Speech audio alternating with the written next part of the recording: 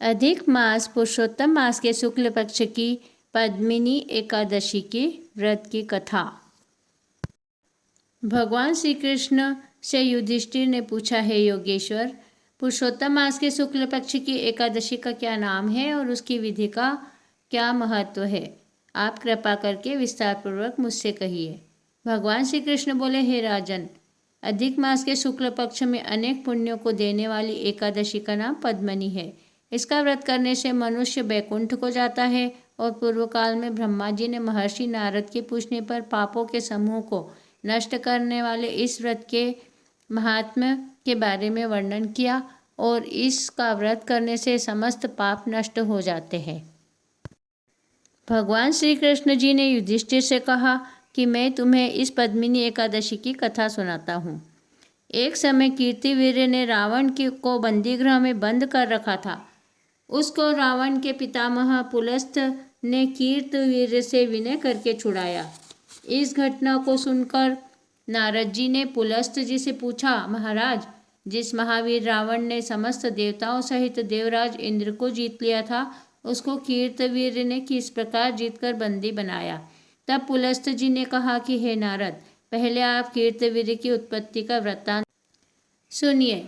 पूर्व काल में त्रेता युग में धैर्यध नामक राजा के वंश में कीर्तिवीर्य महिष्मतिपुरी में राज्य करता था। उस राजा की 100 परम प्रिय स्त्रियां थीं, परंतु उनमें से किसी के कोई पुत्र नहीं था जो राज्यभार को संभाल सके। देवता, पितर, सिद्ध तथा अनेक चिकित्सकों आदि से राजा ने पुत्र प्राप्ति के लिए अनेक प्रयत्न तथा यज्ञ किए, परंतु भाग्यवश राजा के कोई पुत्र नहीं हुआ। एक दिन राजा को यह ज्ञान उत्पन्न हुआ कि तप से सब अभीष्ट फल की सिद्धि हो सकती है। राजा को वन में तपस्या के लिए जाते हुए देखकर उसकी परम प्रिय रानी इक्ष्वाकु वंश में उत्पन्न हुए राजा हरिश्चंद्र की पद्मिनी नामक कन्या राजा के साथ जाने को तैयार हो गई और दोनों ही अपने अंग के सब सुंदर वस्त्र आभूषणों को त्याग कर वक्कल वस्त्र धारण करके गंधमादन पर्वत पर तप करने लगे। राजा ने उस पर्वत पर जाकर 10,000 वर्ष तक तप किया, परंतु फिर भी पुत्र की प्राप्ति नहीं हुई। तब उस पतिव्रता रानी पद्मिनी ने अपने पति के शरीर में केवल चमड़ा और अस्थि मात्र देखकर महासाध्वी अनुसुईया जी से नम्रतापूर्वक पूछा, हे साध्वी, मेरे पति को तपस्या करते हुए 10,000 वर्ष बीत गए हैं, परंतु भगवान फिर भी किसी तरह से प्रसन्न नहीं हुए हैं। सो आप कृपा करके कोई ऐसा व्रत बताइए जिससे भगवान मुझ पर प्रसन्न हो और मेरे पुत्र उत्पन्न हो। इस पर पद्मिनी ने अनुसुईया जी से बोले, हे सुंदरी, 12 मास के अतिरिक्त एक अधिक मास मलमास होता है जो 32 मास पश्चात आता है। उसमें द्वादशी युक्त पद्मिनी और परमा नाम की शुक्ल पक्ष और कृष्ण पक्ष की 2 एकादशियाँ आती है। शुक्ल पक्ष की एकादशी का नाम पद्मिनी है। तुम जागरण सहित उसका व्रत करो। इस व्रत के कारण पुत्र देने वाले भगवान तुम पर प्रसन्न होकर शीघ्र ही तुम्हें पुत्र देंगे। इसके पश्चात अनुसुईया जी ने रानी से व्रत की सब विधि कही। उसको सुनकर वह सुंदर रानी पद्मिनी पुत्र प्राप्ति की इच्छा से इस व्रत को करने लगी। वह सदैव एकादशी को निराहार रहकर रात्रि भर जागरण करती। इस प्रकार पद्मिनी एकादशी के व्रत के समाप्त होने पर भगवान विष्णु प्रसन्न होकर गरुड़ पर आरूढ़ होकर उसके पास आए और वर मांगने के लिए कहा। भगवान की सुंदर वाणी सुनकर उस पतिव्रता ने उनकी स्तुति करके विनय की, हे महाराज, आप मेरे पति को वरदान दीजिए। सब भगवान बोले, हे सुंदरी, मल मास के समान मुझको और कोई दूसरा मास प्रिय नहीं है।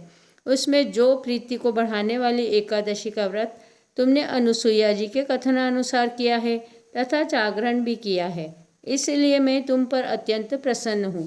तत्पश्चात श्री विष्णु भगवान ने राजा से कहा, हे राजन, जिससे आपको मनोरथ सिद्धि हो वही वर मांगो, मैं अत्यंत प्रसन्न हूँ। तब राजा सबके द्वारा सम्मानित ऐसे विशाल भुजाओं वाले बलशाली सर्वश्रेष्ठ पुत्र का वर मांगने लगे। प्रभो, यह पुत्र ऐसा हो कि आपके अतिरिक्त देवता, मनुष्य, नाग, दैत्य, राक्षस आदि किसी से भी न मरे। राजा की यह बात सुनकर भगवान तथास्तु कहकर अंतर्ध्यान हो गए। इसी वर के प्रभाव से पद्मिनी के कीर्तिवीर्य पैदा हुआ। तीनों लोकों में भगवान के अतिरिक्त उसे जीतने में कोई सामर्थ्य नहीं था। इसी कारण रावण कीर्तिवीर्य से पराजित हो गया। इतना कहकर पुलस्त्य मुनि अपने आश्रम को चले गए।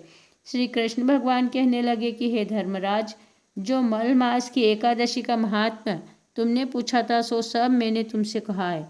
जो मनुष्य मल मास शुक्ल पक्ष की एकादशी का व्रत करते हैं तथा जो संपूर्ण कथा को पढ़ते या सुनते हैं और सुनाते हैं, वे भी यश के भागी होकर विष्णु लोक को प्राप्त होते हैं। पद्मिनी एकादशी के फलाहार के बारे में बताया कि यह एकादशी, जिस महीने में यह एकादशी आए उसी महीने में प्राप्त होने वाले फलों का सागर और फलाहार लेना चाहिए। दूध, दही, फल, मेवा आदि जो भी संभव हो सके ले सकते हैं।